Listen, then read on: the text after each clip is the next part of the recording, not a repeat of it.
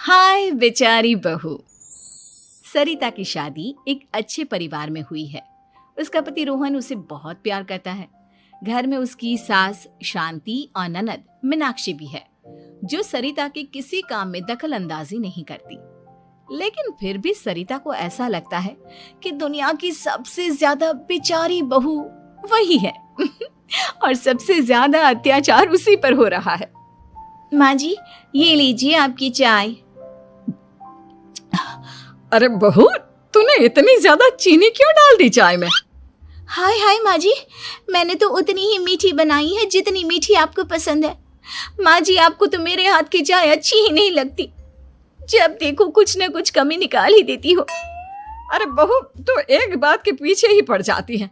मैंने ऐसा कब कहा कि तू रोज चाय खराब बनाती है? सरिता अपने कमरे में चली जाती है और फोन उठाकर अपनी माँ से बात करती है।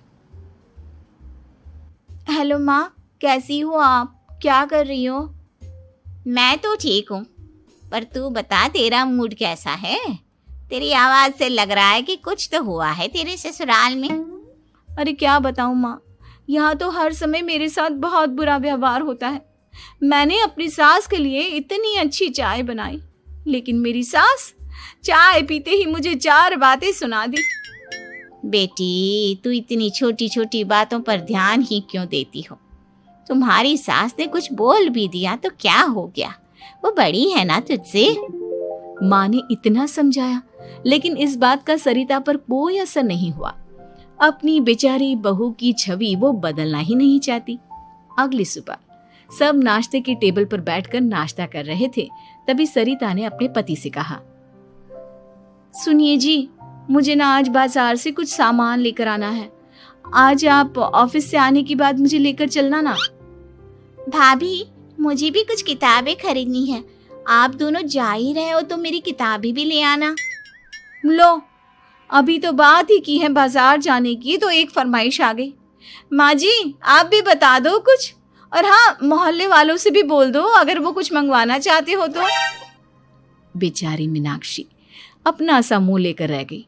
ये सब देखकर रोहन से चुप नहीं रह गया और वो गुस्से में बोला, सरिता, क्या हो गया है तुम्हें? मीनाक्षी ने तो सिर्फ किताबों के लिए बोला है। तुम्हें मीनाक्षी से इस तरह से बात नहीं करनी चाहिए। माफी मांगो उससे अभी। क्या? मैं माफी मांगू? दिन भर आपके घर के काम करूं मैं, आपकी और आपके घर वालों की बातें सुनूं मैं, और अब माफी भी मैं मांगू?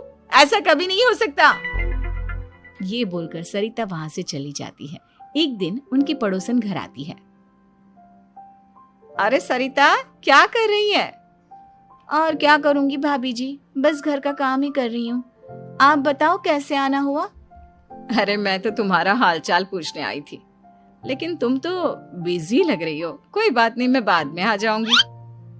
और क्या करूं भाभी जी, जब से शादी होकर आई हूँ ना, बस काम ही कर रही हूँ। और इस घर में ना कोई मेरी कदर नहीं करता। पति है जो बस घर से ऑफिस, ऑफिस से घर। ननद को तो कॉलेज से फुर्सत नहीं। बची सास तो उनका सारा समय मेरी गलतियां निकालने में लग जाता है। अरे ये क्या कह रही हो सरिता? तुम्हारी सास तो पूरे मोहल्ले में तुम्हारी तारीफ करती फिरती है कि तुम बहुत अच्छी हो, पूरा घर तुम्ही ने संभाल रखा है। हाँ तो क्या हुआ, इसमें गलत क्या कहती हैं? सच्ची तो कहती हैं। मेरी मर्जी के बिना इस घर का पत्ता भी नहीं हिलता। शाम को जब रोहन घर आया तो उसने सबसे कहा, कल हम सबको मौसी जी के घर जाना है। उनकी बेटी की शादी है। सब अपनी अपनी पैकिंग कर लो, सुबह होते ही निकल जाएंगे। और सरिता, तुम कान खोलकर सुन लो, वहां जाकर किसी की बुराई भलाई शुरू मत कर देना, नहीं तो मुझसे बुरा कोई नहीं होगा। हाय हाय जी, आप तो ऐसे कह रहे हो जैसे मैं सुबह शाम सबकी बुराई करती फिरती हूँ। आज तक कोई कह नहीं सकता कि मैंने किसी की पीठ पीछे किसी के बारे में कोई बुरी बात बोली हो तो। अरे बस बहू, बात को और ज्यादा आगे मत बढ़ा। हमें सब पता है तू हमारे साथ क्या व्यवहार करती है। ये बात घर तक रखना, शादी में किसी को कुछ मत बोलना, नहीं तो सब कहेंगे कि शांति की बहू कितना बोलती है। हाँ हाँ, सब कुछ तो मैं ही बोलती हूँ ना। आप लोग तो हर समय फूलों की बारिश करते रहते हो मेरे ऊपर। सारी गलती मेरी है जो मैं इस घर में आई। सबका कितना ध्यान रखती हूँ, लेकिन फिर भी मेरी तो आप लोगों की नजर में कोई कदर ही नहीं है। अगली सुबह सब लोग मौसी जी के घर पर चले जाते हैं। वहां पर शादी का माहौल होता है, सब जगह चहल पहल होती है, बहुत सारे मेहमान आए हैं। सरिता को वहां बहुत अच्छा लग रहा है। वो अपने मन में सोचती है, यहाँ कितना अच्छा लग रहा है, कितनी रौनक है। मैं यहाँ किसी से ज्यादा बात नहीं करूंगी। अगर मेरे मुंह से कुछ ऐसा वैसा निकल गया तो रोहन जी तो मुझसे गुस्सा हो जाएंगी। सरिता ये सब सोच ही रही थी कि वहां रोहन की कजिन साक्षी आ गई और सरिता से बोली, आप सरिता भाभी हो ना? जितना आपके बारे में सुना था आप तो उससे भी ज्यादा सुंदर हो। हाँ वो तो है, मेरी सुंदरता की तारीफ सब करते हैं। मेरे मायके में तो सब यही बोलते हैं कि रोहन जी की किस्मत बहुत अच्छी है जिन्हें मैं मिली। लेकिन आप कौन है? मैंने आपको पहचाना नहीं। मैं रोहन भैया की कजिन हूँ। आपकी शादी पर नहीं आ पाई थी ना, इसलिए आप मुझसे मिली नहीं कभी। शांति मौसी और मीनाक्षी आपकी बहुत तारीफ करते हैं। क्या कहा तुमने? मेरी तारीफ? कभी नहीं। मेरे ससुराल वाले कभी मेरी तारीफ कर ही नहीं सकते। मैं इतनी अच्छी हूँ, मेहनती हूँ, लेकिन उन्हें तो मेरी कदर ही नहीं। सारा दिन घर का काम करती हूँ, फिर भी मेरी सास ना मुझे सुनाती रहती है और पति भी मेरी सास की साइड लेते हैं। ना कभी बाहर ले जाते हैं ना कहीं घुमाने।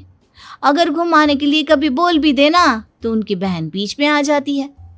मैं कैसे रह रही हूँ उस घर में ये मैं ही जानती हूँ। सरिता की ये बातें सुनकर साक्षी को बड़ी हैरानी हुई। अब वो हर किसी के सामने अपनी बढ़ाई और ससुराल वालों की बुराई करने लगी। रोहन और शांति को सरिता पर बहुत गुस्सा आया, लेकिन वो चुप रहे। अगले दिन जब वो अपने घर पर आए, सरिता, तुमने क्यों सबके सामने मेरी इज्जत का तमाशा बनाया? तुमसे बोला था ना कि चुप रहना। अजी ऐसा भी क्या कह दिया मैंने जो इतना भड़क रहे हो?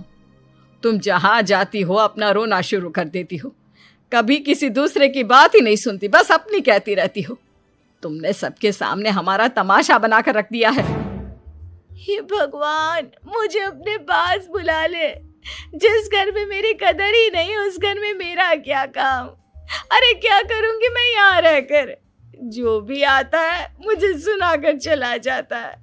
मैं तो किसी से कुछ नहीं कहती। सीधी सादी बहू मिल गई है ना सबको, तो जो जी में आए वो करो। सरिता ने अपने आगे किसी को कुछ बोलने ही नहीं दिया और उस दिन भी उसने सबके सामने खुद को बेचारी बना ही दिया। अगले दिन मीनाक्षी कॉलेज के लिए लेट हो रही थी, इसलिए वो हर काम जल्दी जल्दी कर रही थी। अपना नाश्ता लेने किचन में गई और पतीले में रखे गरम दूध को गिलास में डालने लगी। दूध का पतीला उसके हाथ से छूट गया और गरम गरम दूध उसके हाथ पर गिर गया। ओए माँ, हाय मेरा हाथ, माँ मेरा हाथ जल गया। मीनाक्षी की आवाज सुनकर सरिता दौड़ती हुई आई। ये क्या किया तुमने? तुम्हें नाश्ता चाहिए था तो मुझसे बोल देती, मैं क्या मना करती थी? अब पता नहीं कितने दिन की मुसीबत पाल ली तुमने। सरिता मीनाक्षी को उसके कमरे में ले गई और उसका बहुत ख्याल रखा। उसका इस तरह से ख्याल रखना शांति और रोहन को थोड़ा अजीब लगा। माँ, सरिता के दिमाग का भी कुछ पता नहीं। कल शादी में सबको इतना कुछ बोल कर आई है हमारे बारे में, और अब मीनाक्षी की कितनी अच्छी देखभाल कर रही है। ये ऐसा क्यों करती है? बेटा, तेरी बीवी की ना आदत हो गई है सबके सामने खुद को बेचारी दिखाने की, और आदत इतनी जल्दी नहीं बदलती। जब ये बोलना शुरू करती है तो रुकने का नाम ही नहीं लेती, इसलिए इसे पता ही नहीं चलता कि ये किसके सामने क्या बोली जा रही है। लेकिन दिल की बहुत अच्छी है। हमें भी अपना दिल बड़ा करके ये जैसी है इसे स्वीकार करना चाहिए।